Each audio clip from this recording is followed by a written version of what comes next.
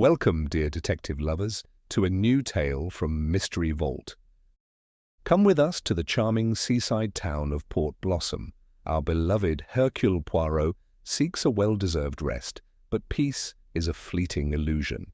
Each morning, a cheerful carnival barker, drawn in chalk, changes in ways only Poirot can perceive. If you're ready to deduce alongside the master, please consider subscribing, giving this video a thumbs up, and sharing your thoughts in the comments below. Let the story begin. Chapter 1. Respite in Port Blossom. "My dear Hastings," Poirot had declared, pressing a hand to his forehead, with a theatrical sigh that I knew masked genuine weariness. "My little grey cells, they are quite fatigued. Overworked, you understand. They demand a repose." We had just concluded the rather taxing affair of the Abernathy emeralds, a case that had involved more false leads and baffling alibis than even Poirot usually encountered. I, too, felt the need for a change of scenery, a break from London's perpetual fog and the convoluted machinations of the criminal mind. "Port Blossom, then," I suggested, recalling a picture postcard of a quaint seaside town I'd once seen. Quiet, bracing sea air, no doubt. Just the ticket for a complete rest.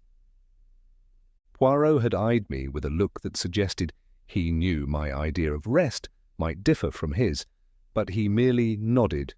"Precisely, Hastings. No emeralds, no murders, only the soothing rhythm of the waves and perhaps a precisely timed cup of hot chocolate."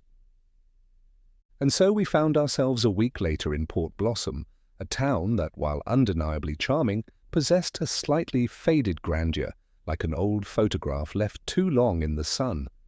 The air was indeed bracing, carrying the tang of salt and something else, a faint, sugary scent, almost cloying.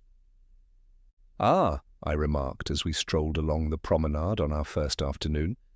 "That must be the Wonderland Carnival. Heard a good deal about it from the hotelier. Been here for generations, apparently."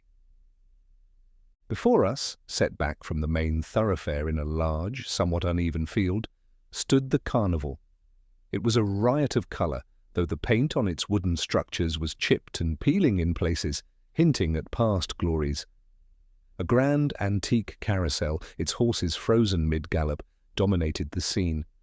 There was a shooting gallery, a tent promising the secrets of a fortune-teller, and various stalls offering sticky sweets and dubious prizes. It possessed a certain ramshackle charm, a cheerful defiance against the encroaching signs of wear. A little gaudy, perhaps, I mused aloud, but certainly lively. Poirot merely hummed, his gaze already sweeping over the details, taking in the frayed bunting, the faded canvas, the very specific shade of crimson on the carousel horses. He missed nothing. Our days quickly fell into a comfortable routine. Each morning, after a breakfast of perfectly boiled eggs, for Poirot, of course, the exact boiling time was a matter of scientific precision, we would embark on his constitutional walk. This was no mere ramble. For Poirot, it was a methodical, almost ritualistic progression. Every lamppost, every neatly trimmed hedge, every crack in the pavement seemed to register in his consciousness. He walked with a peculiar mincing step, his head held high, his cane swinging gently, his eyes missing nothing. I naturally accompanied him, usually a step or two behind, enjoying the fresh air and the simple predictability of it all. It was on our third morning that the first subtle anomaly registered, not with me, but with Poirot. We were passing the carnival's main advertisement board, a large wooden easel standing just outside the entrance. On it, a cheerful carnival barker was drawn in white chalk, beckoning passers-by to step right up. "Remarkable, isn't it, Poirot?" I commented, admiring the artist's skill. "They redraw him every day, always looks fresh." Poirot merely nodded, but I saw the slight tightening of his lips, the almost imperceptible narrowing of his eyes. He paused, not to admire, but to scrutinize. "Observe closely, Hastings," he murmured, his voice low. "The angle of the cap, the set of the jaw, the very number of buttons on his waistcoat. They are not merely redrawn, they are changed. each day a subtle alteration. An artistic flourish, perhaps, I suggested, ever the practical one, though a flicker of doubt began to stir within me. Or a very deliberate message? Poirot countered, his eyes glinting. A code, perhaps, for eyes that know how to read it. I, frankly, would never have noticed if I hadn't been specifically looking, and even then I'd have put it down to the artist's varying mood, I admitted, a little sheepishly. Poirot merely hummed, a sound that always meant he was processing information, filing it away in the precise compartments of his little grey cells. He pulled out his small, leather-bound notebook, the one he always carried even on holiday, and made a quick, precise sketch of the Barker, adding a few cryptic annotations in his tiny, neat hand. My curiosity was piqued, but I knew better than to press him. As we continued our walk, we encountered a familiar figure, Mr. Alistair Croft, a gentleman of impeccable attire, and an air of quiet self-possession was approaching, his impeccably groomed terrier trotting obediently at his heels. Mr. Croft was a local fixture, living in one of the larger, more secluded houses on the outskirts of town. He was known to be a man of independent means with vague business interests that occasionally took him abroad. As always, Mr. Croft paused directly in front of the carnival board. He didn't appear to be studying the drawing. Instead, with a deliberate, almost ritualistic movement, he produced a pipe and a pouch of tobacco. He took his time, tamping the tobacco, striking a match, and drawing slowly, the fragrant smoke curling around him. It was a perfectly natural, everyday action. He exchanged a brief, polite nod with Poirot and me before continuing his walk. "A creature of habit, that Mr. Croft," I remarked, watching him go. "Every morning, same time, same spot, same pipe. One could set a clock by him." Poirot, however, did not reply. His gaze lingered on Mr. Croft's, retreating back for a moment longer than necessary. I saw the familiar glint in his eyes, the subtle shift in his posture that told me his little grey cells, far from resting, had just been presented with a new, intriguing piece of the puzzle. The consistency I had noted, the very predictability of Mr. Croft's ritual, had, for Poirot, just transformed from a charming eccentricity into a significant data point. The peaceful holiday, I realized with a familiar sigh, was already over. Chapter 2. A Glimmer of Code. The subtle anomaly of the carnival board Barker quickly escalated from a mere curiosity to a full-blown fixation for Poirot. Each morning, our constitutional walk became a pilgrimage to the easel. Poirot would approach it with the solemnity of a priest entering a sanctuary, his eyes narrowed, his head tilted. I would stand patiently beside him, sometimes offering a comment on the weather or the progress of a particularly persistent seagull, but his attention was solely on the chalk figure. He would spend a good 5 minutes, sometimes more, scrutinizing the drawing. His small notebook, now a permanent fixture in his hand during our walks, would be opened, and he would meticulously sketch the day's rendition. "Observe, Hastings," he would murmur, tracing an invisible line in the air with his finger. "Yesterday the left hand was thus, palm open, as if inviting. Today it is slightly curled, a subtle gesture of what concealment, or perhaps simply a different number of fingers implied. I, frankly, found it bewildering. To my eye, the Barker was a Barker. He smiled, he gestured, he wore a jaunty cap. The variations were so minute, so fleeting, that I struggled to discern them even when Poirot pointed them out. "It's just an artist, Poirot," I'd often say, "trying to keep things fresh. Wouldn't want the regulars to get bored, eh?" Poirot would merely sigh, a sound that conveyed volumes of exasperation without uttering a single word. "Ah, Hastings, your English pragmatism. It is admirable, yes, but sometimes it blinds you to the exquisite complexities of the human mind. No artist, however dedicated, would maintain such a precise, almost mathematical variation merely for freshness. There is a design here, a message." Our initial inquiries at the hotel and among the few local shopkeepers quickly identified the artist. He was a quiet, unassuming fellow named Chalky Finch. The nickname, I gathered, was self-explanatory.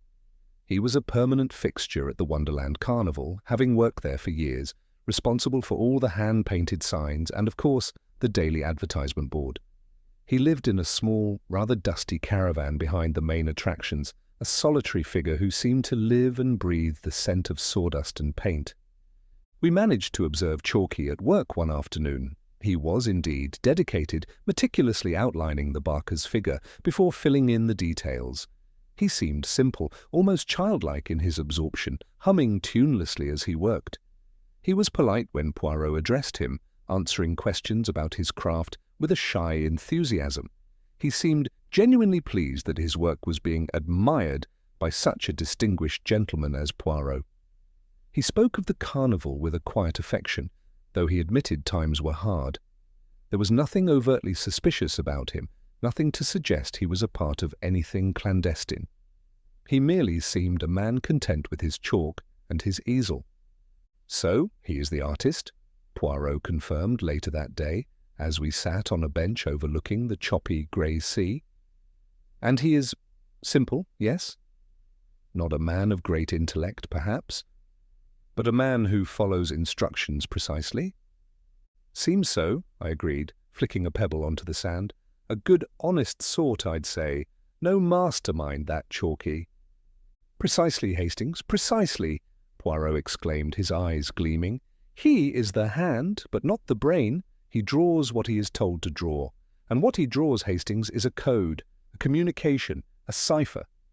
I stared at him, bewildered. A cipher? But for whom? And what could a carnival barker possibly be conveying? Poirot leaned forward, tapping his notebook. "That, my friend, is the question. But consider, these drawings, they are public, yes? Anyone can see them. But not everyone can read them. They are for a specific eye, an eye that knows what to look for." "But who would be sending such a message, and why use a carnival board?" I pressed, finding the whole notion outlandish. "Why not a letter, or a telephone call?" Poirot merely shrugged, a gesture that always meant he had theories but wasn't ready to share. "Perhaps the sender prefers anonymity, perhaps the information is too sensitive for conventional methods, or perhaps is a message that must be seen but not seen, if you comprehend." I did not entirely, but I had learned over the years that when Poirot spoke of comprehension, it was usually a prelude to a revelation that would leave me utterly flummoxed.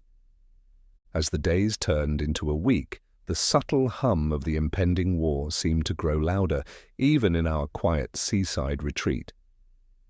I found myself unconsciously scanning the horizon, noting the increasing presence of naval vessels.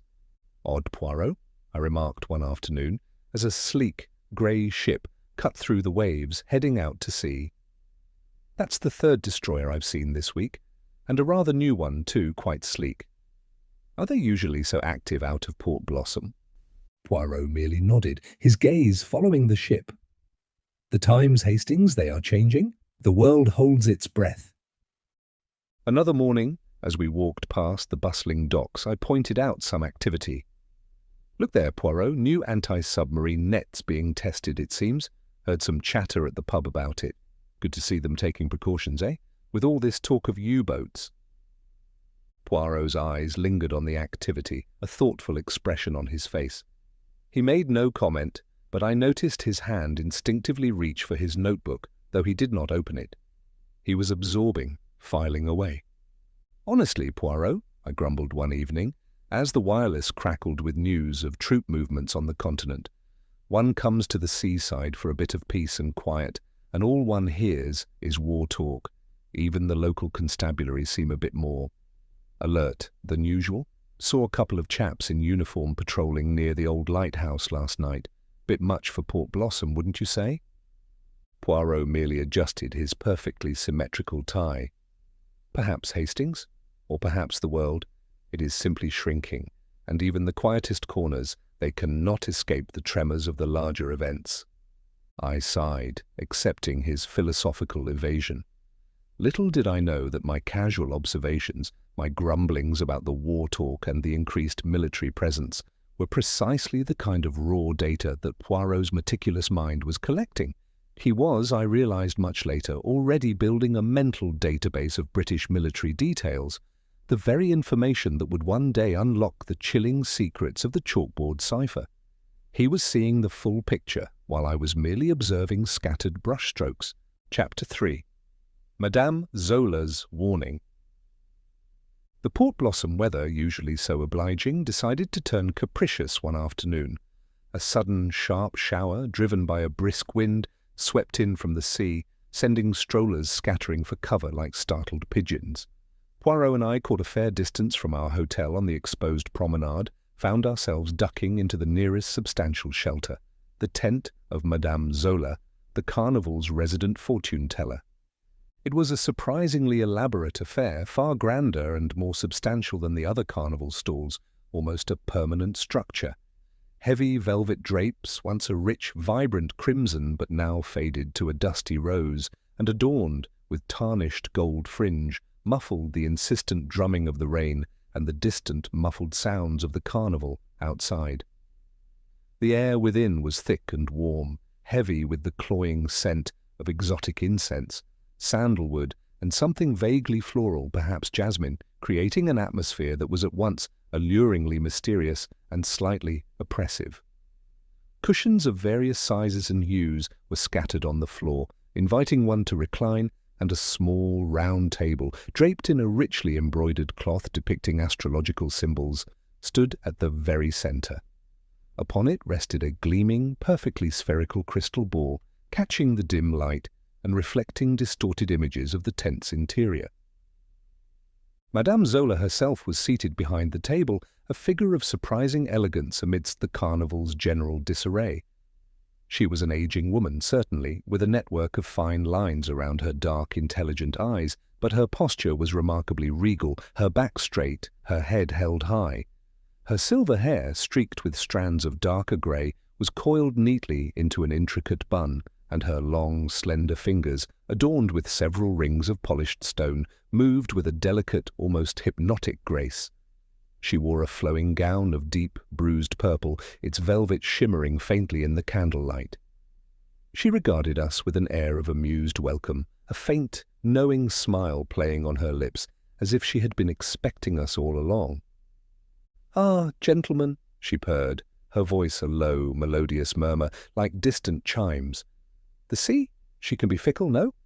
Come, sit. The storm will pass. The cards, they foretold a brief interruption to the afternoon's serenity."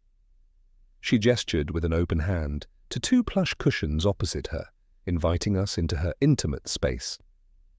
We settled ourselves.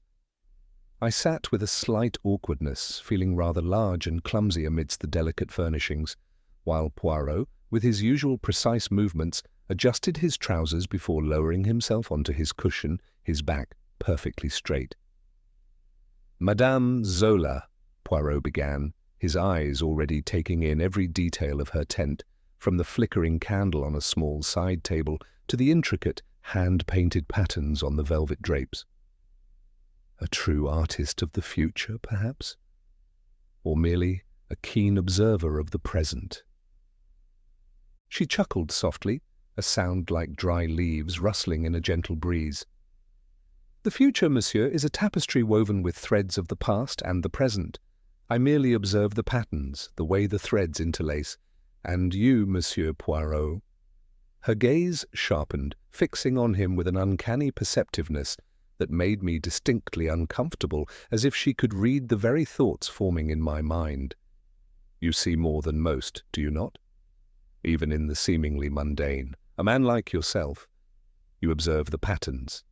She paused, her dark eyes holding his, a subtle intensity in her gaze. "Your reputation, it precedes you, monsieur. But more than that, I sense a mind that sees what others miss, a mind capable of untangling the most intricate knots, even those woven by unseen hands." Poirot merely inclined his head, a flicker of genuine interest in his eyes, a silent acknowledgment of her unusual insight. "It is my profession, madame, to observe, to deduce."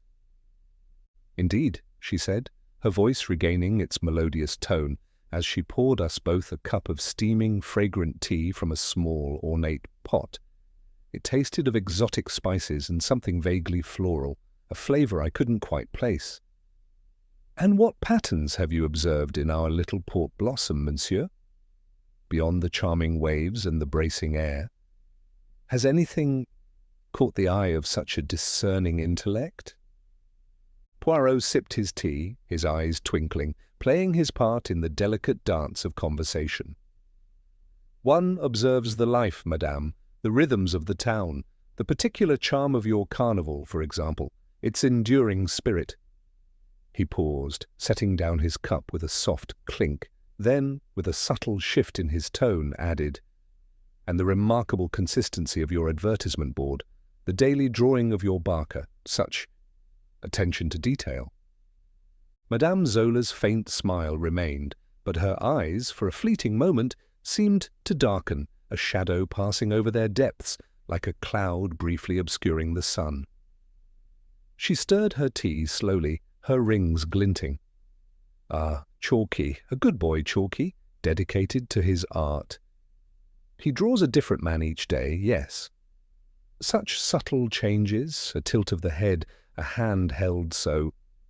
One might almost think they are messages, monsieur, for eyes that know how to read them, patterns within patterns, you see."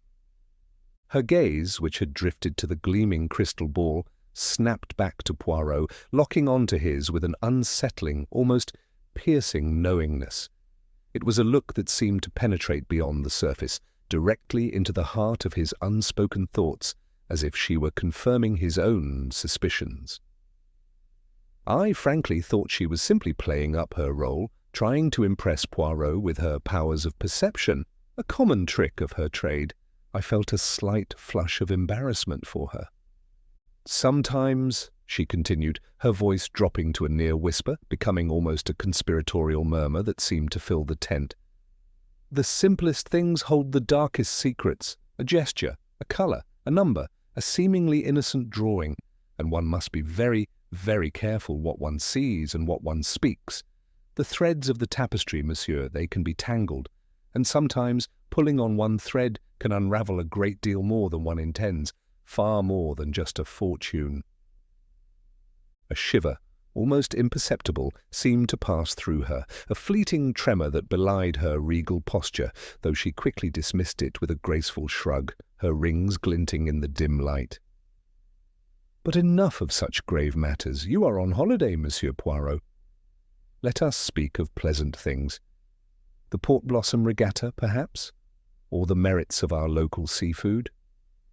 She then deftly steered the conversation to the merits of Port Blossom's seafood and the local amateur dramatic society, her voice light and conversational once more, leaving me thoroughly confused by her abrupt change of topic. It was as if a curtain had fallen, separating the ominous from the mundane. Poirot, however, remained silent for a long moment, his gaze fixed on her, his own cup of tea untouched. I saw the familiar tightening around his eyes, the slight tension in his shoulders that told me he had understood the full gravity of her veiled warning.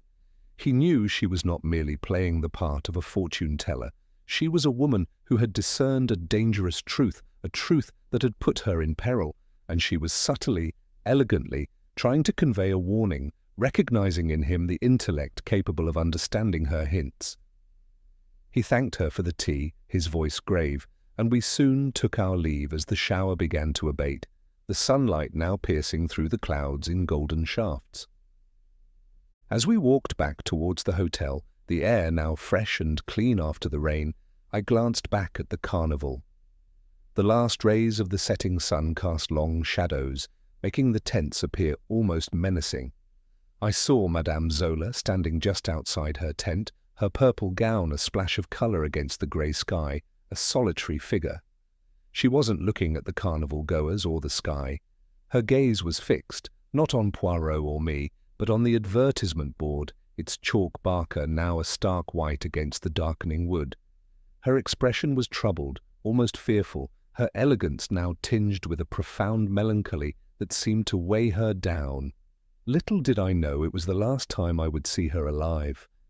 Chapter 4. The Shadow of Death. The following morning dawned with a deceptive cheerfulness, the sun glinting off the still wet leaves and the air crisp and clean after the previous day's downpour. Poirot, ever punctual, was already dressed and meticulously adjusting his tie when I emerged from my room. "A fine day, Hastings," he announced, his voice betraying none of the underlying tension I knew he felt after Madame Zola's veiled warnings. "Perhaps today we shall find a particularly stimulating variety of seashell." I managed a weak smile. My thoughts, despite the bright morning, kept drifting back to the fortune-teller's tent, to her dark, knowing eyes, and the shiver that had passed through her. There was something about her words, even if I hadn't fully grasped their meaning, that had left a disquieting impression.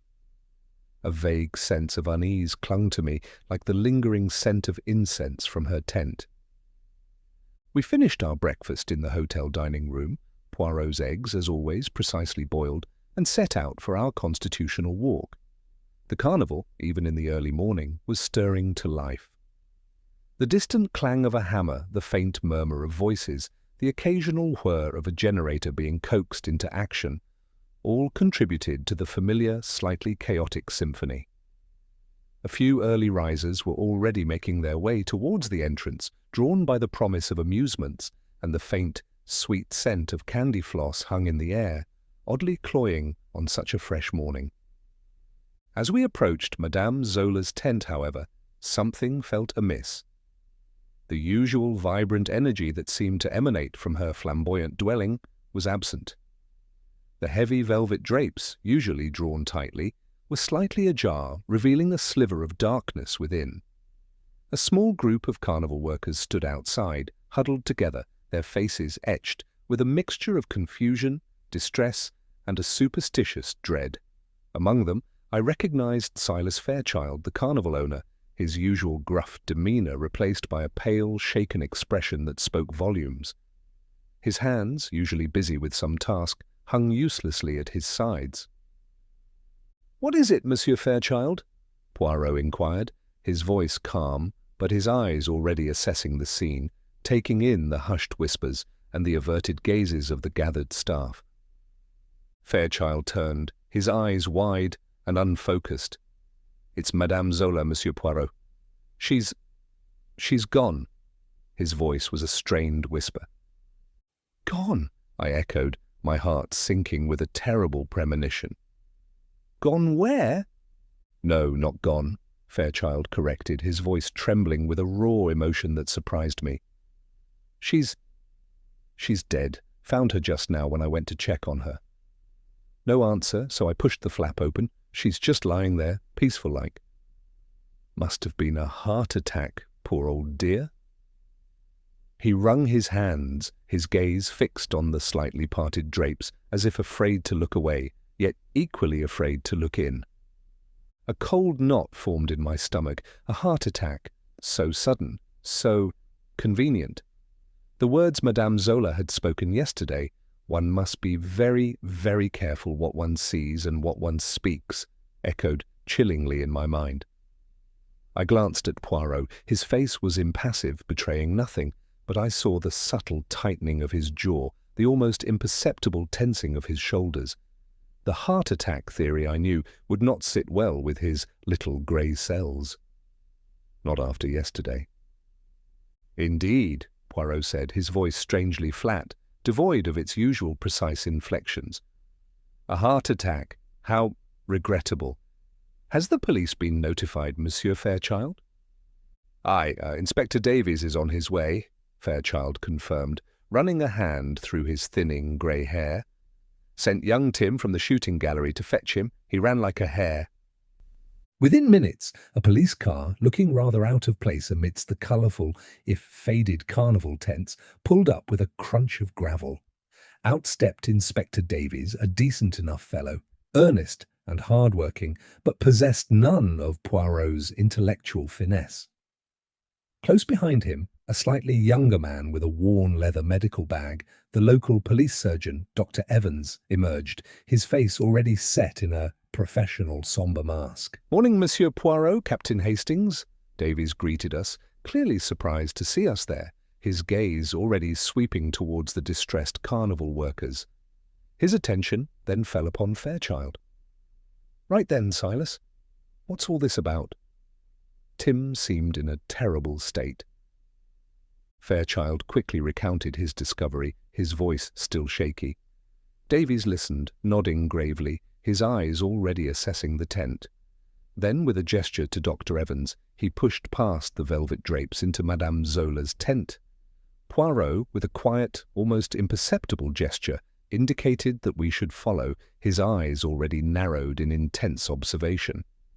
The tent, which had seemed so exotic and mysterious yesterday, now felt chillingly still, the air heavy and cold, despite the morning sun outside. Madame Zola lay on the floor beside her table, her purple gown spread around her like a dark, spilled wine. Her face was serene, a faint, peaceful smile on her lips. Her hands, usually so expressive, were clasped gently over her chest. There was no sign of struggle, no overturned furniture, no disarray whatsoever to suggest violence. The crystal ball still gleamed on the table, seemingly undisturbed, reflecting the dim light from the tent's opening like a silent, unblinking eye. Dr. Evans knelt beside her, his movements professional and swift, his hands briefly touching her wrist, then her neck. After a brief, quiet examination, he rose, shaking his head.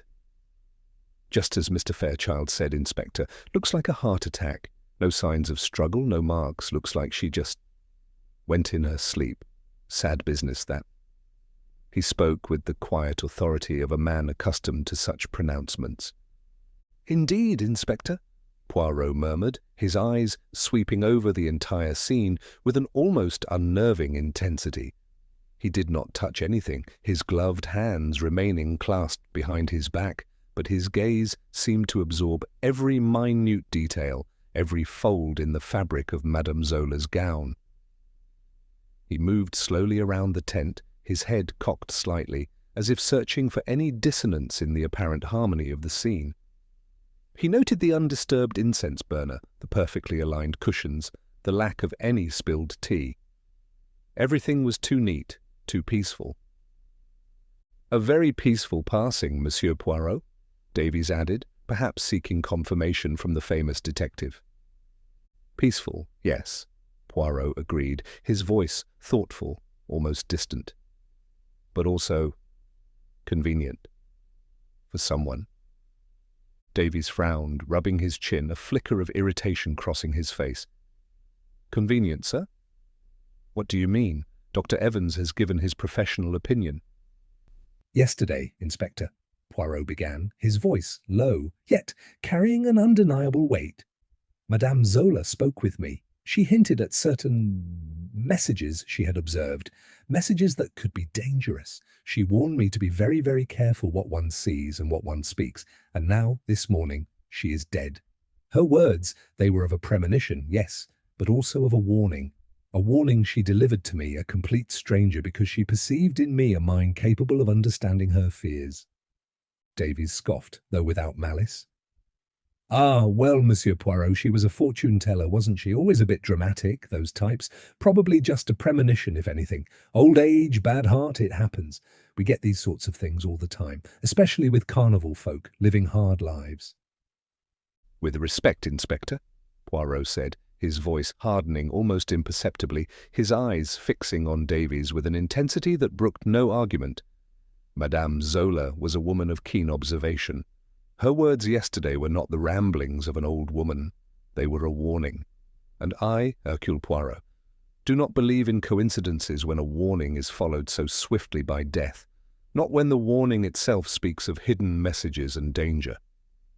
He paused by the small, ornate table where the crystal ball rested, its surface now seeming to hold unspoken secrets. Beside it, neatly stacked, was her personal deck of tarot cards, their backs a rich, intricate design.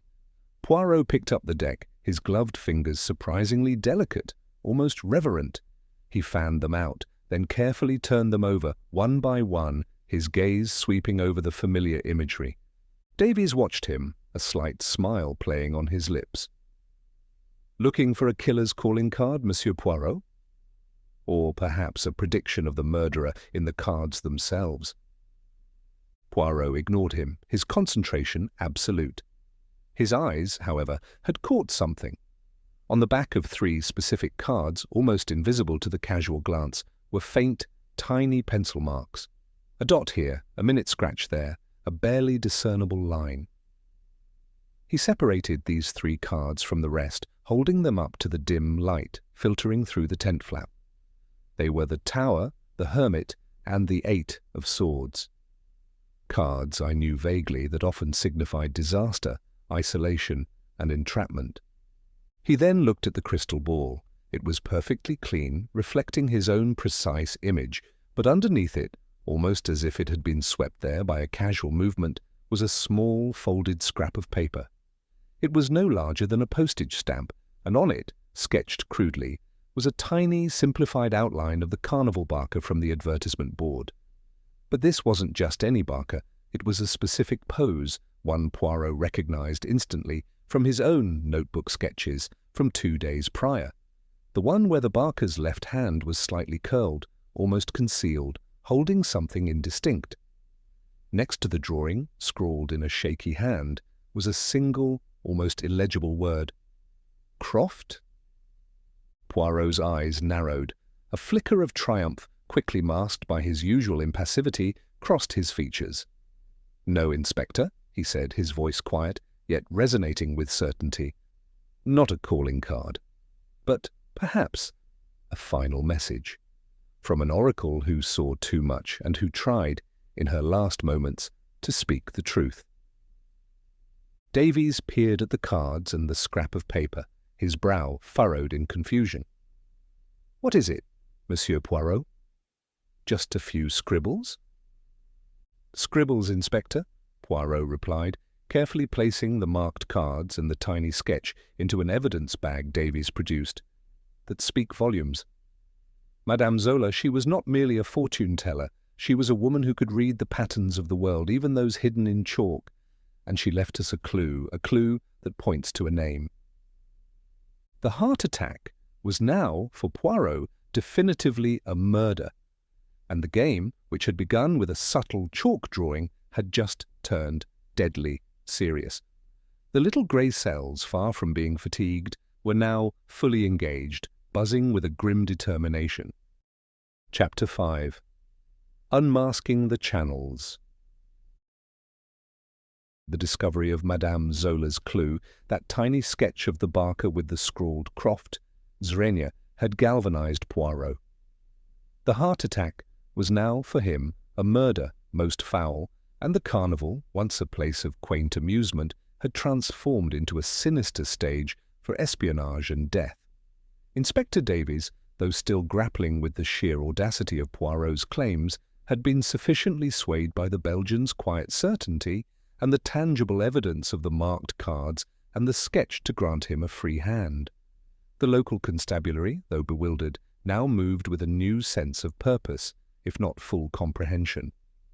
"We must proceed with the utmost discretion, Hastings," Poirot declared that afternoon, as we sat in the quiet of our hotel room, Poirot polishing his spectacles with a silk handkerchief. "The murderer, he is still here, walking amongst the unsuspecting, and if he suspects we are close, if he feels the net tightening, he will strike again, perhaps at the poor Monsieur Finch, or even at us. The stakes, they are now very high indeed." Our investigation began with a systematic round of interviews. Poirot, with his usual blend of disarming politeness and unnerving perceptiveness, questioned every member of the carnival staff and a few of the more prominent townsfolk who frequented the grounds. He asked seemingly innocuous questions about Madame Zola's habits, her visitors, her disposition in the days leading up to her death. He was always listening for the subtle discord beneath the surface harmony. I naturally accompanied him, taking notes diligently, and occasionally offering a clumsy question that Poirot would deftly rephrase into something far more insightful, often to my mild embarrassment. Silas Fairchild, the carnival owner, was still distraught, his usual gruffness softened by grief and worry.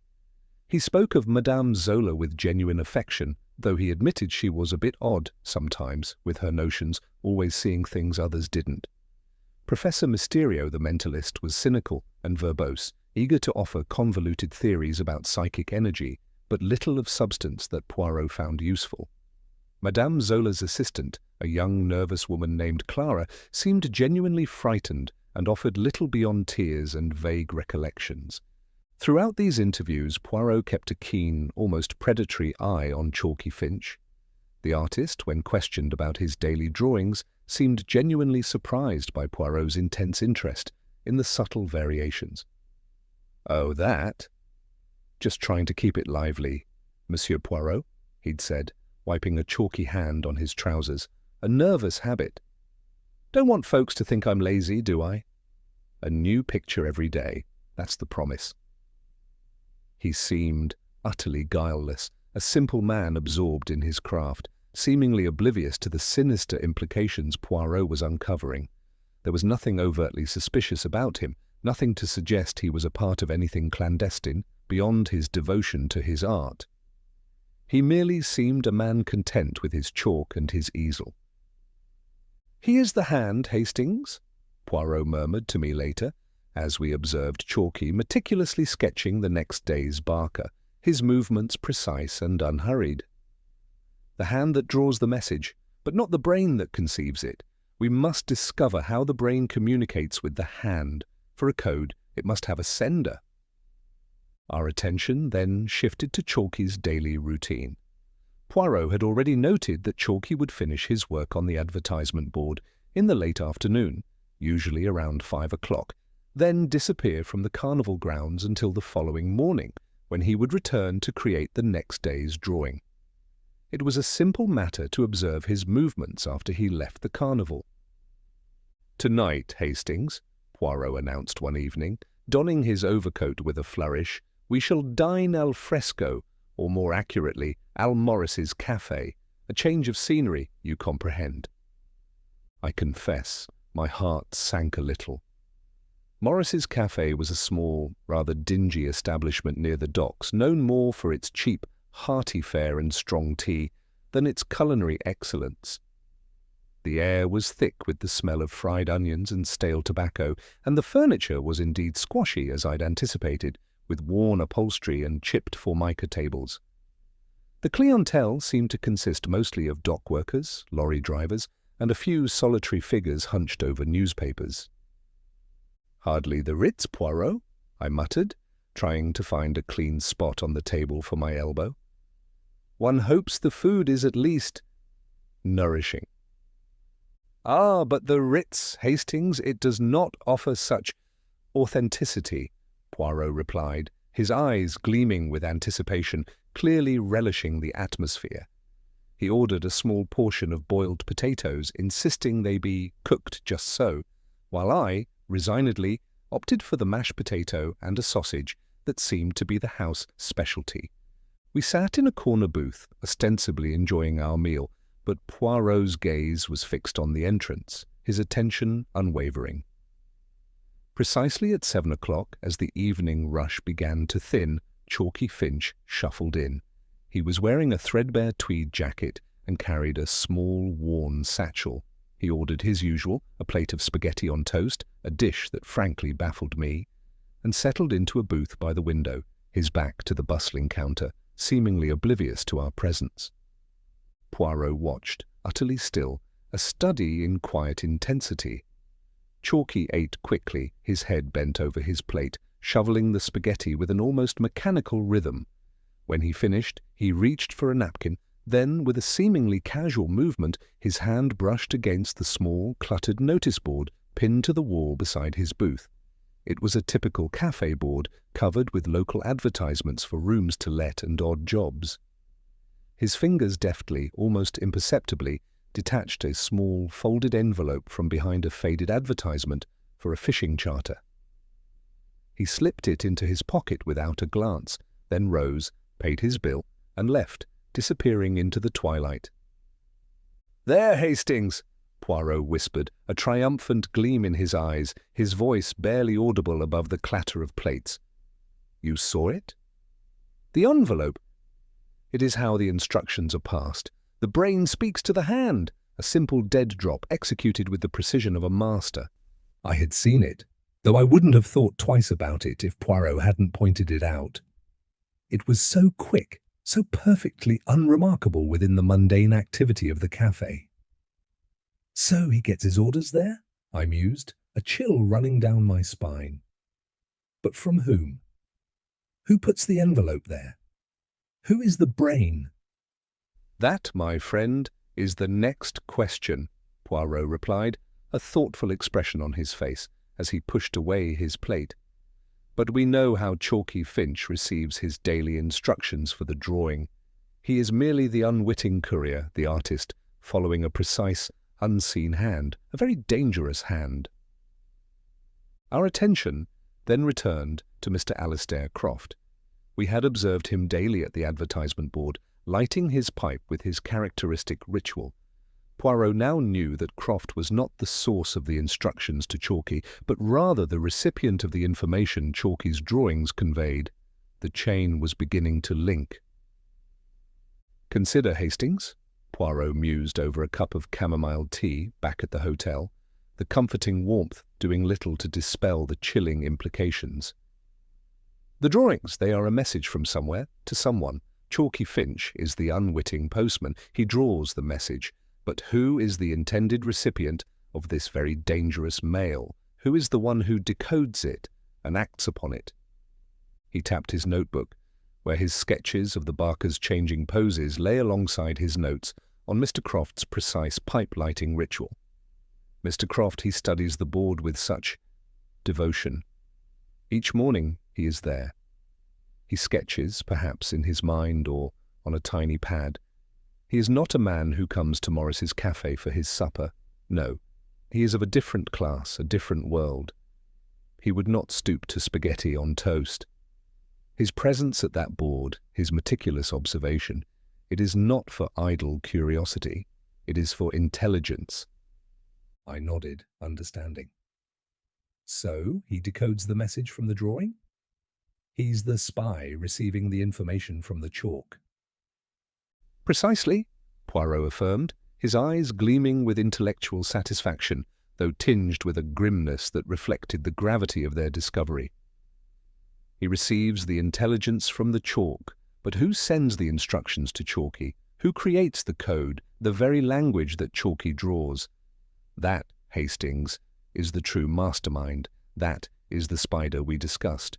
And that is the man Madame Zola discovered, the man whose identity she tried to convey to me and for which she paid with her life. Poirot's gaze drifted to the window, out over the dark, restless sea. The pieces were beginning to fit, forming a chilling picture of an insidious network operating in plain sight, right under the nose of unsuspecting Port Blossom. A respectable gentleman, a simple artist, a dead fortune-teller, and a code hidden in chalk. And at the heart of it, a dangerous secret that reached far beyond the quiet seaside town. Chapter 6. Decoding the Language of Chalk. The days that followed Madame Zola's death were consumed by Poirot's relentless pursuit of the chalk cipher. Our hotel room, once a haven of quiet repose, was transformed into a veritable war room, albeit a very tidy one. My orderly nature, usually soothed by routine, was now tested by the chaos of Poirot's intellectual battlefield. His small notebook, filled with meticulous sketches of the carnival Barker, lay open on the table, surrounded by loose sheets of paper covered in his neat, tiny script, symbols, numbers, cryptic annotations, all meticulously arranged and rearranged. He would often pace, muttering to himself, then suddenly pounce on a piece of paper, scribbling furiously.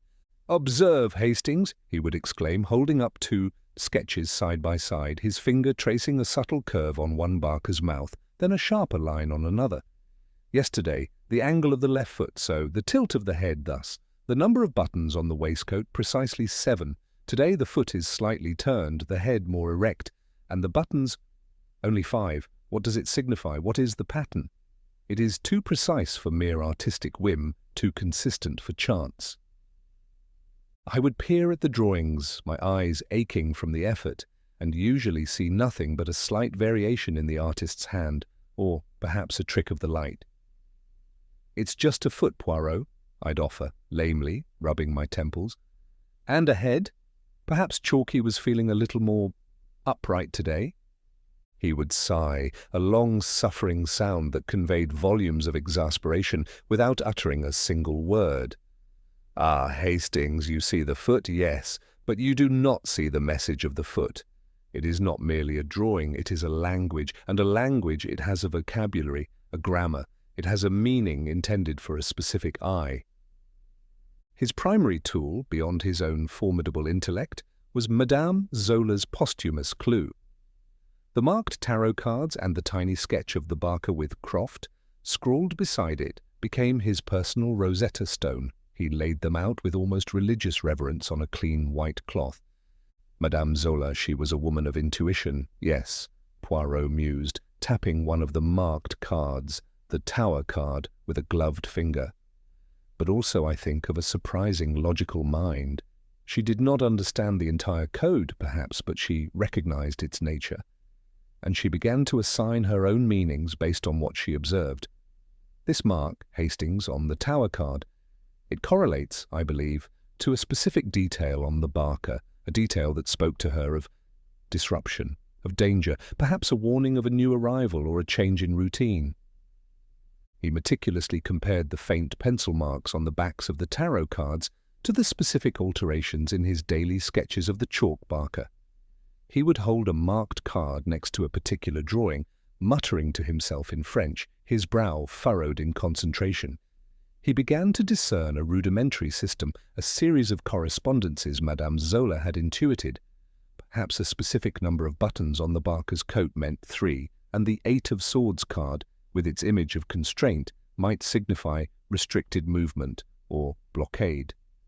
It was a painstaking process, like trying to reconstruct a shattered mosaic with only a few key pieces, each one stubbornly refusing to fit until the precise angle was found. "She was trying to decode it herself, Poirot?" I asked, watching him, fascinated despite my confusion. "Precisely, Hastings, or at least to record what she saw, what she felt was significant. And she saw enough to know it was dangerous, enough to write Croft?" He tapped the tiny sketch. "She suspected him, and she was right to do so. Her intuition led her to the man, and her observation to the method." For days Poirot worked, sometimes late into the night. The only sound in the room the rustle of paper, and the occasional soft tap of his pen. He tried various permutations, muttering about the psychology of the German mind versus the simplicity of genius. He'd sketch out possible combinations, discard them with a sigh, then return to Madame Zola's cards with renewed focus, as if seeking guidance from the dead fortune-teller herself. I offered unhelpful suggestions, mostly about getting some fresh air or a proper meal, which he invariably ignored, fueled only by the pursuit of truth. Then one afternoon, as I was recounting a rather dull anecdote about a particularly stubborn mule I'd once encountered in Mesopotamia, a tale, I confess, I was rather fond of, Poirot suddenly stiffened. He dropped his pen with a clatter, his eyes wide, a look of profound, almost terrifying realization dawning on his face. "Mon Dieu," he breathed, the words barely a whisper, yet vibrating with immense discovery. "Of course." The simplicity, the audacity. It has been staring me in the face, Hastings, like a clown's painted smile. "What is it, Poirot?" I asked, startled by his intensity, my mule anecdote instantly forgotten. "Hastings," he said, turning to me, his eyes blazing with an almost feverish excitement. "I have been looking at this all wrong. I assumed these messages, they were incoming instructions from Germany, yes? For Monsieur Croft to receive, a spy receiving orders from abroad." "Well, yes," I agreed, my mind racing to catch up. That's what we thought. It seemed logical. "But no, it is the opposite. It is the very essence of the misdirection. These drawings, they are not messages from Germany, they are messages to Germany. They are intelligence, Hastings. Intelligence from Port Blossom being sent out from this very coast. My jaw dropped. The implications hit me like a cold, sudden wave, far more chilling than any sea spray. Outgoing? You mean Mr. Croft is decoding British military secrets from that board and sending them to Germany? From here? Precisely. The chalk drawings are the transmission method, disguised in plain sight. Chalky Finch, the unwitting artist, is drawing the very intelligence that Monsieur Croft then decodes and transmits to the enemy. Poirot's voice was grim, his earlier excitement now tempered by the horrifying truth. All those details you have so casually observed, Hastings, and which I have so meticulously noted in my book, the new destroyer, the anti-submarine nets, the increased patrols, they are not just observations, Hastings, they are the content of the messages, the very secrets being leaked. The thought sent a shiver down my spine. My innocent ramblings, my casual observations had been fragments of a deadly cipher. But how can you be sure? How can you crack it without knowing what the actual movements were? Poirot's gaze was piercing. That, my friend, is the critical piece missing. To confirm this, to fully crack the code, I need more. I need the precise, official details of these movements. I, Hercule Poirot, do not have access to such classified information. My little grey cells, they can deduce the method of the code, but not the content without the corresponding facts. It is like having a key, but no lock to open. He stopped pacing and looked at me, his expression resolute. This is where your military connections, Hastings, and Inspector Davies's police support become invaluable.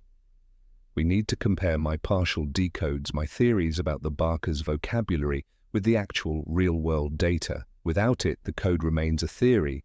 With it, it becomes undeniable proof, a weapon against the enemy. I felt a surge of adrenaline mixed with a profound sense of responsibility. This was no longer just a murder, it was a matter of national security on the eve of war. Right, Poirot, I'll speak to Davies immediately. He'll understand the gravity of it now. He simply must.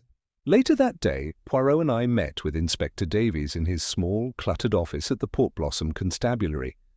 The inspector, looking tired and perpetually overwhelmed, listened with a mixture of disbelief and growing alarm as Poirot, with uncharacteristic brevity, laid out his theory. He explained the chalk code, Chalky Finch's unwitting role, and his new, chilling hypothesis about the outgoing nature of the intelligence. He showed Davies his notebook pointing to the correlation between his sketches and my earlier, seemingly innocuous observations. Davies's face, initially sceptical, grew increasingly pale as Poirot spoke. Good heavens, Monsieur Poirot. You mean to say a spy here in Port Blossom, transmitting actual military intelligence and using a carnival board? Precisely, Inspector. And Madame Zola, she discovered it. She paid the ultimate price for her perceptiveness. Now I require your assistance.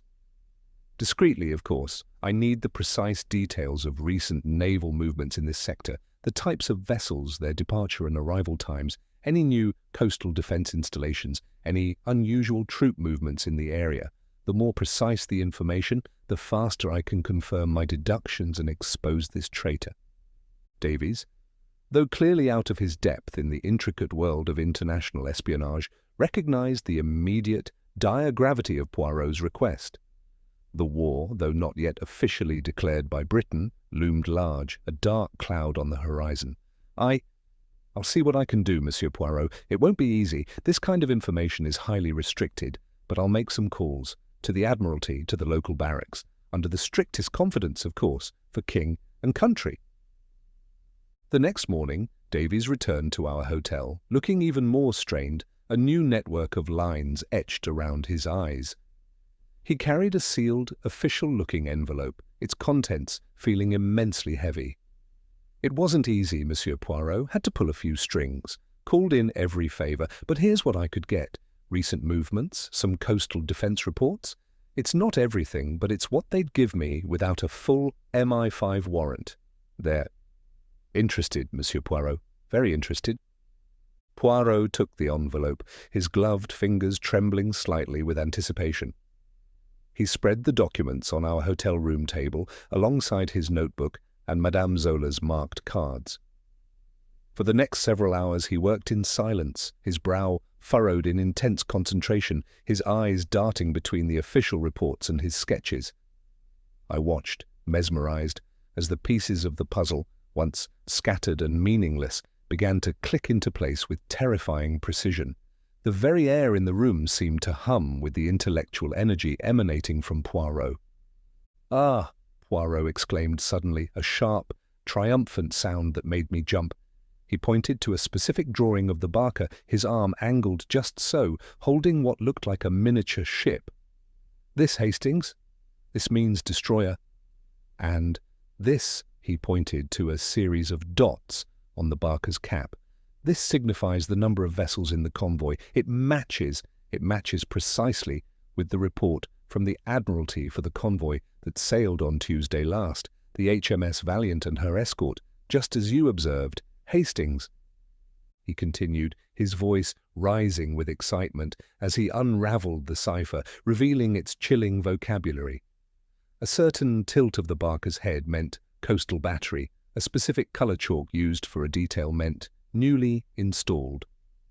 My casual observations, my grumblings about the war, were indeed the very intelligence being sent to Germany. The chilling reality of the intelligence being transmitted from Port Blossom right under our noses became horrifyingly clear. The code was cracked, but the victory felt hollow. The knowledge of what was being sent, the realization that Madame Zola had died trying to warn them, and the grim implications for the nation cast a long, cold shadow over Poirot's triumph. The game was no longer just an intellectual exercise, it was a deadly race against time, and a traitor was still at large. Chapter 7. The Spy's Trail and Motive Confirmed. The revelation of the chalk code's true purpose, that it was a sophisticated conduit for outgoing British military intelligence, had left me in a state of profound shock. The innocent carnival board, the daily ritual of Mr. Croft and his pipe, the seemingly harmless Chalky Finch, all now twisted into instruments of treason. The very air of Port Blossom, once so fresh and invigorating, now felt tainted by the insidious presence of a spy. My mind reeled with the implications for national security, especially with the war clouds gathering so ominously. "So, Poirot," I began, my voice a little hoarse, as he meticulously filed away the Admiralty documents, his face grim but satisfied. "We know what the messages mean. We know Chalky Finch is drawing them. But how does Mr. Croft actually use them? He can't just shout naval secrets across the Channel, can he? And how does he get them to Germany?" Poirot gave a faint, grim smile, a rare expression that conveyed both intellectual triumph and deep sadness. "Ah, Hastings, you begin to think like Hercule Poirot. The transmission is, naturally, as ingenious as the reception. Consider Monsieur Croft a man of impeccable routine, yes, a man of unassailable respectability, a man who travels frequently to France for his business interests. His Monday ferry trips, I supplied, the memory of my own earlier, innocent observation now chilling me to the bone. He goes every Monday, doesn't he? Like clockwork." "Precisely," Poirot exclaimed, tapping his fingers together, a familiar gesture of satisfaction. "His business interests are merely a most excellent cover. He is not merely a traveller, Hastings. He is a courier, a very high-value courier, and a very dangerous one." Poirot then laid out his theory of Mr. Croft's method, a chillingly simple yet effective system. Each morning, Monsieur Croft pauses at the advertisement board, ostensibly to light his pipe, a perfect, innocent gesture performed in full view of the public. But while he does so, his eyes are not idle. He is meticulously observing the details of Monsieur Finch's drawing. He is sketching them, perhaps mentally, perhaps with a tiny, concealed pad that fits in the palm of his hand, or even a specialized camera, no larger than a matchbox. He is decoding the message that Chalky Finch has unwittingly drawn for him. The precise movements of your destroyers, the locations of your anti-submarine nets, the numbers of your troops. "And then?" I prompted, leaning forward, utterly gripped by the narrative. Then he returns to his respectable residence, Poirot continued, his voice dropping slightly as if revealing a dark secret. There, he translates the chalk cipher into his own, more secure code.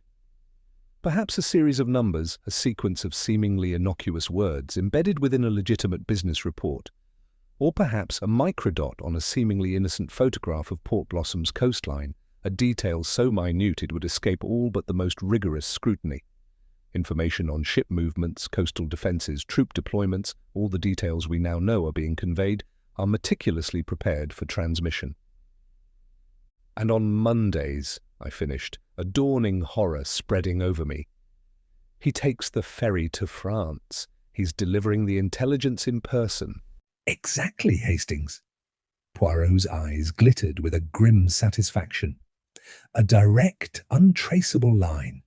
No radio signals to be intercepted, no suspicious post to be opened by British censors.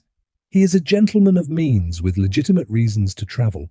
He has business contacts in France, perhaps even a second, seemingly innocuous residence there. Who would suspect such a figure? He passes through customs with a polite nod, his briefcase containing nothing but business documents. Documents that, to the trained eye of his German contacts, are brimming with vital intelligence. The picture that emerged was chillingly clear. Mr. Alistair Croft, the epitome of British respectability, the man with the impeccably groomed terrier, was a viper in their midst. But why? The sheer depth of his betrayal was staggering. His motive, Poirot? I asked, grappling with the enormity of it. Is it purely ideological? He seems so English, so settled. Poirot settled back in his chair, a thoughtful expression on his face, his gaze distant. Ah, Hastings, the human heart, it is a complicated mechanism. Rarely is it a single spring that drives it. With Monsieur Croft, I believe it is a powerful combination. The ideological, yes, but also the pragmatic, the financial, and perhaps a touch of the deeply personal. He then revealed details he had discreetly ascertained about Mr. Croft's background, information that painted a far darker picture than his outward facade. His business interests are indeed substantial, with branches in Germany and France, but they have, in recent years, faced certain difficulties. Not ruin, perhaps, but certainly a decline. Investments that did not quite pan out. A lavish lifestyle that demands constant replenishment. There were whispers of a significant loss in a speculative venture just before the war. And with the shadow of war, his European assets, they are vulnerable. He stands to lose a great deal if Britain and Germany truly clash. So he's trying to protect his fortune? I asked, the cynicism of it making my stomach clench. More than that, Hastings. He is trying to secure it. He sees the tide turning. He believes in the strength of the Nazi regime, yes, perhaps even admires their efficiency, their new order. He believes they will dominate Europe, and he, Monsieur Croft, wishes to be on the winning side, to preserve his empire, to perhaps even expand it under the new regime. His financial woes, they make him susceptible. His ideology, it provides the justification. He is not merely being paid, he is investing in his future and in his beliefs. He sees himself as a visionary, aligning with the inevitable. Poirot's eyes narrowed. And there is perhaps a deeper layer. I have discovered a subtle hint of a perceived slight in his past, a professional setback or a social snub that he felt was unjust. Such grievances, Hastings, can fester, turning into a profound bitterness that makes one susceptible to the promises of a new order that will right old wrongs. He believes he is shaping the correct outcome of the war, or at least securing his own future in a world he believes will be dominated by Germany. The ruthlessness of it, the cold calculation, sent a fresh shiver down my spine. It was a betrayal not just of country, but of common decency, cloaked in the veneer of respectability. And Madame Zola, I said, the memory of her serene, lifeless face suddenly vivid. She discovered all this, didn't she? That's why he killed her. Poirot nodded, his expression grim. Precisely. Madame Zola, she was not merely a fortune-teller, she was a woman of acute observation. She saw the patterns in the chalk, yes, but more importantly, she saw the pattern in Monsieur Croft. She saw him, the respectable gentleman, pausing at the board, day after day, with a consistency that spoke of more than mere habit. She saw his reactions, perhaps a fleeting expression of satisfaction or urgency that others would miss. She may have even overheard a snippet of conversation, a coded phrase, or seen him performing some subtle action that linked him to the drawings or to his business trips to France. Her intuition, her sight, it led her to the truth of his activities, Poirot continued, his voice low. She recognized the danger, Hastings. She recognized the spy. Her conversation with me, it was a desperate, subtle plea for help, a warning. She was trying to point me in the right direction without directly exposing herself to the immediate danger. She knew too much, and Croft realized it. And Croft realized she knew, I finished, the pieces clicking into place with a sickening finality. He couldn't risk her speaking out. He did, Poirot confirmed. Perhaps she made a subtle move, a veiled comment to him, or he simply observed her observing him with too much intensity. He is a man of intelligence, Hastings, and ruthless. He would have known instantly that she was a liability, a loose thread that must be cut before it unraveled his entire operation. Poirot then turned his attention to the murder itself, his eyes focusing on an unseen point in the distance. The cause of death, heart attack, was, as I suspected, a masterpiece of misdirection. Monsieur Croft, a man of his standing and connections, would have access to certain methods that leave little trace.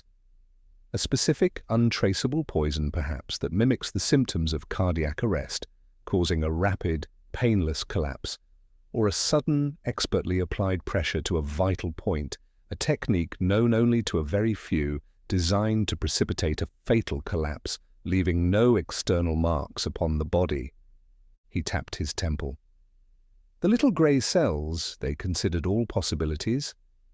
The lack of struggle, the peaceful expression on her face, it all points to a method that was swift, silent, and left no evidence for a superficial examination. Monsieur Croft would have desired no fuss, no police investigation that might uncover his true activities. He needed her death to be dismissed as natural. And he succeeded until Hercule Poirot arrived and began to pull on the threads of the tapestry that Madame Zola had so bravely pointed out. The realization of Croft's cold-blooded efficiency sent a fresh, profound chill down my spine. He was not merely a spy, he was a calculating murderer, willing to eliminate anyone who threatened his carefully constructed world of treason and profit. The carnival, with its cheerful facade, now felt like a dangerous web, and we, Poirot and I, were caught within its threads, closing in on the spider. The game, as Poirot had said, had indeed turned deadly serious. Chapter 8. The Confrontation and Capture. The moment Poirot had fully cracked the code and confirmed Mr. Alistair Croft's dual role as spy and murderer, he acted with characteristic precision.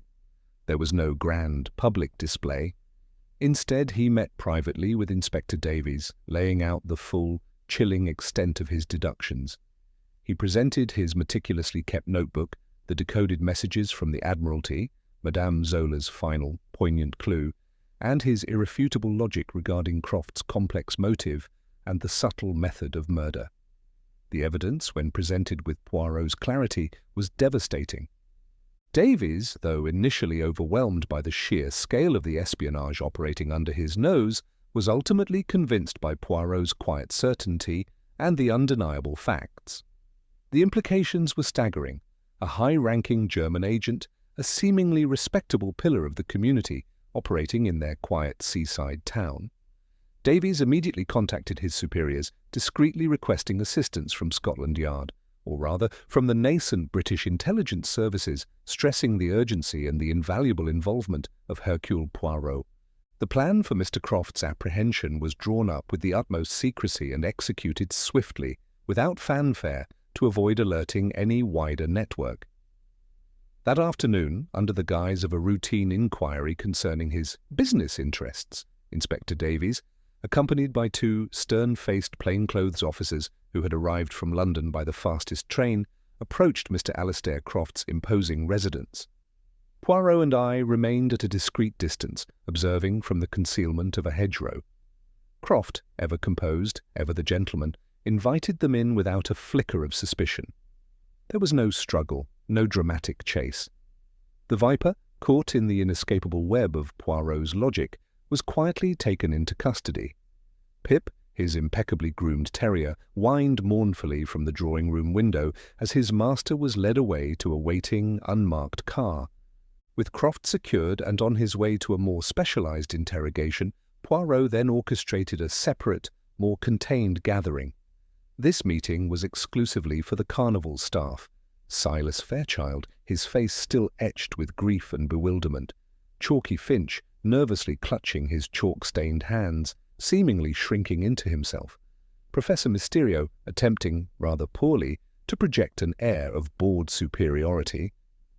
Madame Zola's assistant Clara, her eyes still red from weeping, but now holding a flicker of anticipation, and a few other key figures from the carnival's inner circle. They were assembled in Silas Fairchild's cramped, sawdust-scented office behind the main carousel, a space that now felt far too small to contain the enormity of the truth about to be revealed. The air was thick with unspoken grief, lingering suspicion over Madame Zola's death, and a palpable sense of unease.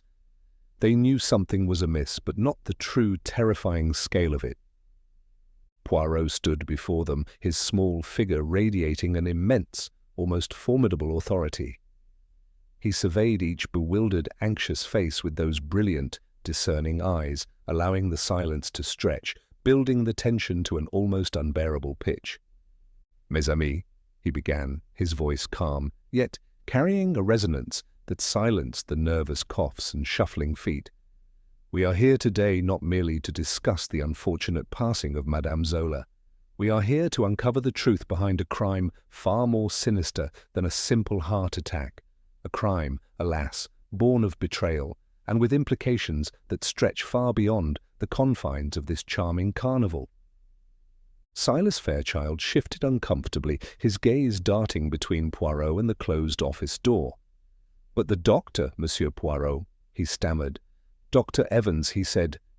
"The doctor, Monsieur Fairchild, observed what he was meant to observe," Poirot interrupted smoothly, his voice unwavering. "A death designed to appear natural, a perfect illusion, but Madame Zola, she was murdered." A collective gasp rippled through the small group. Clara pressed a hand to her mouth. Professor Mysterio, for once, seemed to lose his composure. Murder? In Port Blossom? And who, pray tell, would be so uncivilized as to commit such an act in our midst? Poirot ignored him, his gaze fixed on Chalky Finch, who seemed to shrink further into his chair, his eyes wide with a dawning, fearful comprehension. "The motive, gentlemen, lies not in a personal vendetta, not in a lover's quarrel or a petty theft. It lies in something far grander, far more dangerous. It lies in a code hidden in plain sight, on your very own advertisement board." He turned directly to Chalky, his voice softening slightly, almost sympathetically. "Monsieur Finch, you are a talented artist. You draw the Barker each day, yes?" Chalky nodded, his face a mask of confusion and growing dread. "Yes, Monsieur Poirot, just doing my job, like I always do." "And each day the drawing changes. Subtle variations, yes? A hand here, a hat there, a certain tilt of the head?" "Well, yes," Chalky stammered, his voice barely audible. "I try to keep it fresh. Don't want it to be boring, do I? My patron, he likes the changes." "No, Monsieur Finch," Poirot said gently, but with an underlying steel that resonated through the small room. "Not boring. It was meant to be a message, a sophisticated cipher, and you, alas, were the unwitting instrument of its transmission." He then explained, step by meticulous step, how Chalky received his daily instructions, the small, folded envelope discreetly placed at Morris's cafe. He described the mundane setting, the seemingly innocent act of Chalky retrieving it. Chalky's face drained of all colour as the full, horrifying realization dawned on him. An envelope, but it was just instructions for the drawing. My patron, he just liked things precise. He paid me for my art. His voice rose in a choked cry of disbelief and dawning horror. I didn't know, I swear, Monsieur Poirot, I didn't know. I believe you, Monsieur Finch, Poirot said, his voice compassionate. You were a tool, a blind instrument, but the instructions you drew, they conveyed vital British military intelligence. Information on naval movements, coastal defences, troop deployments, information that was then transmitted to Germany. A stunned silence fell, heavier than the velvet drapes. The carnival workers exchanged horrified glances, their faces reflecting a mixture of patriotic outrage and profound fear. The cheerful, innocent world of the carnival had been utterly shattered. And who, then, was receiving this intelligence? Poirot continued, his voice rising slightly, filling the small office with its authority. Who was decoding these messages from your very own board, Monsieur Fairchild, and sending them to the enemy? Who was the spider at the heart of this web? He paused, allowing the question to hang in the air, building the suspense to an almost unbearable crescendo. Then, with a dramatic flourish that only Poirot could master, he delivered the name, his voice cutting through the silence like a surgeon's scalpel. "The spy, mes amis," Poirot announced, his eyes sweeping over the faces before him. "The one who received the intelligence, the one who transmitted it to Germany, and the one who committed murder to protect his treason, was a man who walked among you, a man of impeccable reputation, a man whom none would suspect, a man who paused each morning before that very board, ostensibly to light his pipe, but in truth to sketch the details of treason into his mind. That man, as you may have already surmised, is Mr. Alistair Croft." A collective gasp ripped through the office. Silas Fairchild stared, his mouth agape, utterly dumbfounded. Professor Mysterio's cynical mask finally shattered, replaced by genuine, unadulterated shock. Clara let out a small, choked sob. The name, so familiar, so respectable, seemed utterly incongruous with the monstrous accusation.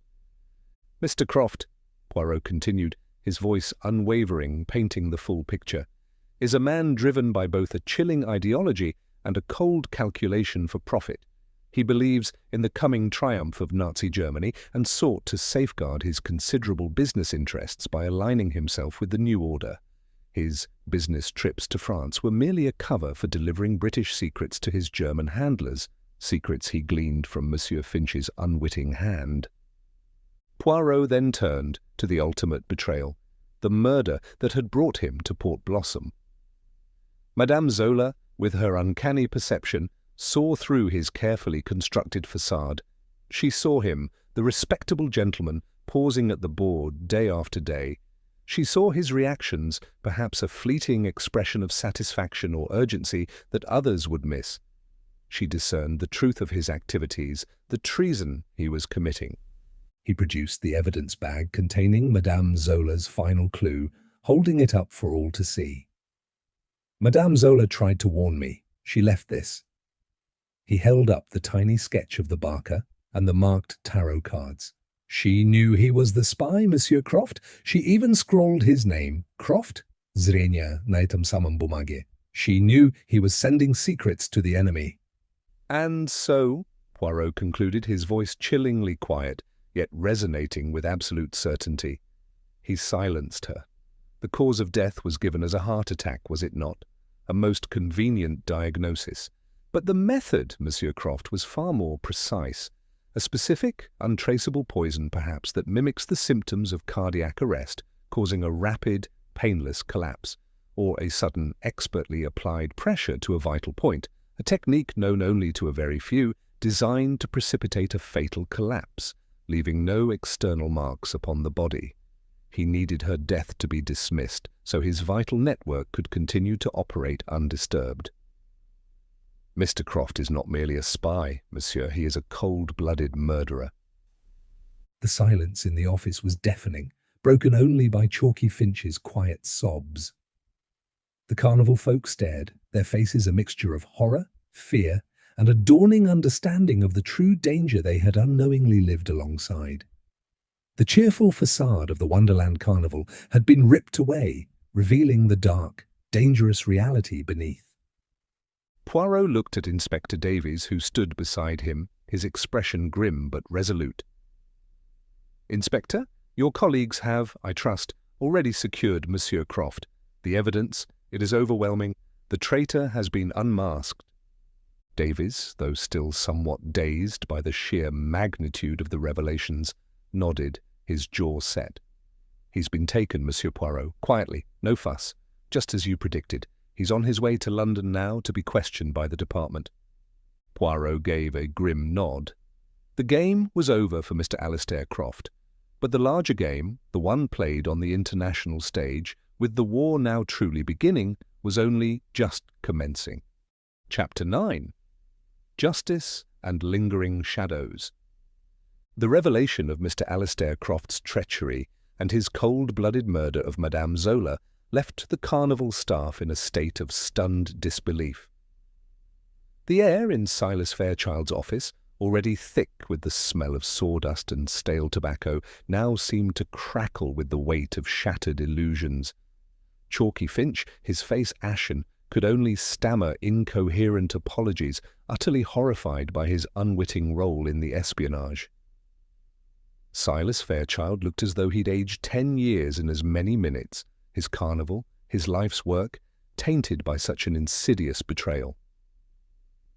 "To think," Silas muttered, shaking his head, "that he walked among us, a gentleman, with his dog, and all the while—" He trailed off, unable to articulate the depth of the deceit. Professor Mysterio, for once, was speechless, his usual cynical bravado completely deflated by the grim reality Poirot had laid bare. Even Clara, Madame Zola's assistant, seemed to find a measure of peace amidst her grief, knowing that her kind mistress's death had not been in vain. Poirot, having delivered his final devastating pronouncements, seemed to shrink slightly, the immense tension that had held him taut now visibly receding. He allowed Inspector Davies to manage the bewildered carnival folk, offering quiet reassurances and explaining the necessary police procedures. The plainclothes officers who had accompanied Davies earlier would handle the formal aspects of Croft's arrest and the initial debriefing. Later that evening, back in the quiet sanctuary of our hotel room, the full weight of the day's events settled upon me. The sea outside sighed with a melancholy note, a stark contrast to the bright, cheerful facade of the carnival. "It was magnificent, Poirot," I said, breaking the silence. "Truly magnificent. The way you pieced it all together, the chalk drawings, Madame Zola's clue, Croft's routine, it was like watching a master craftsman at work." Poirot merely hummed, polishing his gold watch with a meticulous hand. "It is merely the application of logic, Hastings. The little grey cells, they arrange the facts. They see the patterns. The human heart, it is a complex thing, but it is not without its own logic, however twisted." "But the audacity of it!" I exclaimed. "Using a carnival advertisement board, and Mr. Croft, so respectable, so utterly above suspicion. Who would have thought?" "Precisely, Hastings," Poirot murmured. "The criminal, he hides in plain sight. He uses the very ordinariness of life as his camouflage. And in times such as these, with the shadow of war looming, what better way to pass information than through something so seemingly innocent, so utterly British, as a seaside carnival?" He paused, then his expression grew grave.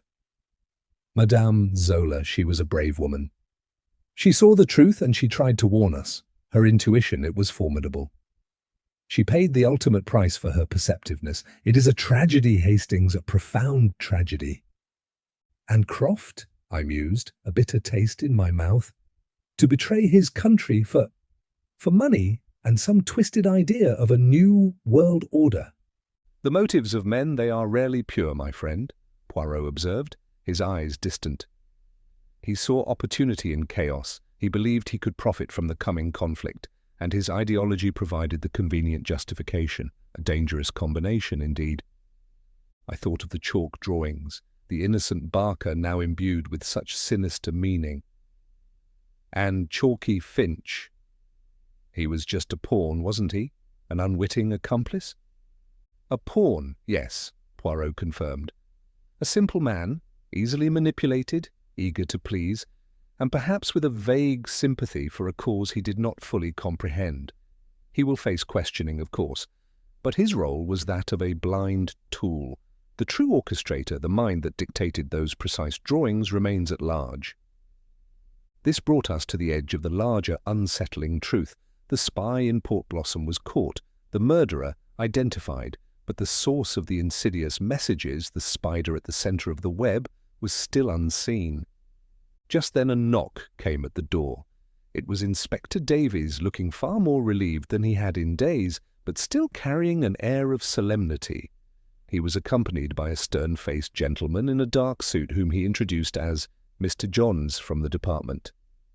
It was clear this was a man from British intelligence, here to take over the crucial aspects of the case. Monsieur Poirot, Mr. Johns began, his voice crisp, Inspector Davies has informed us of your extraordinary deductions. We are deeply indebted. Mr. Croft is secured. The intelligence he was transmitting was of the utmost importance. In fact, thanks to the invaluable information you provided, British and French intelligence were able to set up a trap for Mr. Croft's contacts in France. They have been apprehended. It is my pleasure to be of service, Monsieur Johns, Poirot replied, a slight bow of his head, though the circumstances are regrettable. Indeed, Mr. Johns agreed. But there remains a crucial piece, as Inspector Davies relayed, the source of the instructions to this Chalky Finch, the one dictating the code. Poirot stepped forward, his eyes fixed on the intelligence officer. You have indeed secured a very dangerous agent, Monsieur Johns, and severed a vital link in the chain of intelligence into and out of your country. But the mind that designed this intricate chalk cipher, that dictated each minute detail of Monsieur Finch's drawings, that is the mind you truly need to find. These orders, carried so subtly to Monsieur Finch, came from somewhere far beyond Port Blossom, from a spider at the center of a much larger, insidious web stretching its dark threads across your nation. To find the source of the code, to identify who is giving the orders to Chalky Finch via that humble cafe, that is the next and far more perilous task, for the war, alas, is just beginning. Mr. Johns nodded slowly, his expression grim. We understand, Monsieur Poirot. We have our work cut out for us. The following morning, the Port Blossom sun seemed to shine with a renewed, if fragile, brightness. Poirot, having completed his mission, declared himself ready to depart. Our bags were packed, our hotel bill settled. As we drove away, I glanced back at the Wonderland Carnival, its colours seeming a little less cheerful, a little more poignant, now that I knew the dark secrets it had harboured. The advertisement board stood empty, Chalky Finch presumably no longer drawing his daily Barker. Well, Poirot, I said, as the town began to recede in the rearview mirror, that was certainly not the quiet rest you anticipated. Poirot gave a small, wry smile. No, Hastings, but sometimes the most profound repose comes not from idleness, but from the satisfaction of a puzzle solved, and a great wrong, if not entirely righted, at least brought to light. Though, he added, a familiar glint returning to his eyes, my little grey cells, they are still quite intrigued by that spider at the centre of the web. It is a challenge that perhaps one day they will be called upon to address. I sighed, a familiar, resigned sigh. The world was indeed on the brink, and for Hercule Poirot, even a seaside holiday could never truly be a rest from the machinations of evil.